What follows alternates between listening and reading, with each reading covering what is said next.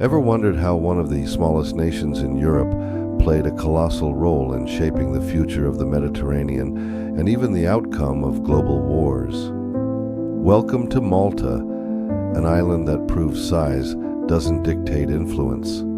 Today, on AI's Take, we asked AI, what happened to Malta at the beginning of World War I? Diving straight into how Malta became a British colony and the pivotal part it played as the world marched toward the Great War. Once you discover the twists and turns of Malta's history, you'll see why this tiny rock in the sea has left such an enormous footprint. In the late 18th century, Malta's strategic location caught the eye of Europe's power-hungry empires. The French, under Napoleon Bonaparte, seized the island in 1798, but their occupation was short-lived. Maltese resistance grew, and the people appealed to the British for help. By 1800, Britain had stepped in, effectively sending the French packing. The British weren't exactly planning to walk away after freeing the Maltese. They recognized Malta's immense strategic value, sitting right at the crossroads of key maritime routes. Officially, Malta was declared a British Crown colony in 1813, a status later formalized by the Treaty of Paris in 1814. Under British rule, Malta flourished as a crucial naval base.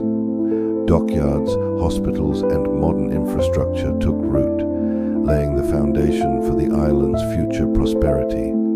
As British influence deepened, the Maltese began adopting aspects of British culture. Education, law, and governance were heavily guided by British standards, but Maltese identity didn't simply vanish.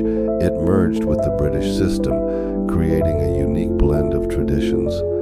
The Maltese language remained strong, while English grew in prominence. This dual identity helped shape a resilient, resourceful population that would soon be put to the test. Fast forward to 1914, as the world teetered on the edge of a massive conflict, Malta found itself in a pivotal position. Its deep harbors and extensive dockyards were invaluable to the Royal Navy. Soldiers and supplies poured in, and the island was quickly transformed into a bustling military hub. Hospitals tended to wounded British and Allied troops, earning Malta the nickname the Nurse of the Mediterranean. As war erupted, Malta's existing hospitals and newly constructed wards became overwhelmed by casualties arriving from multiple fronts.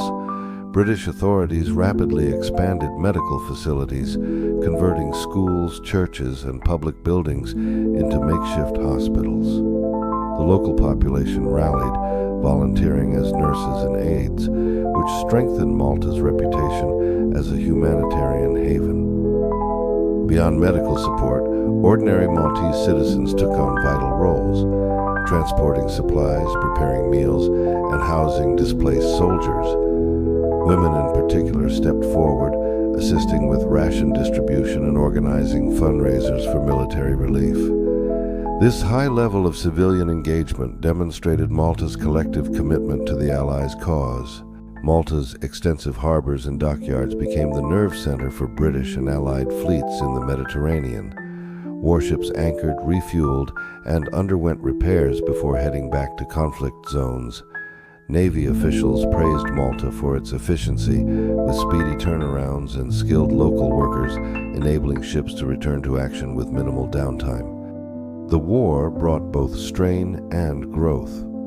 On one hand, inflation and shortages affected everyday goods, placing a burden on Maltese households.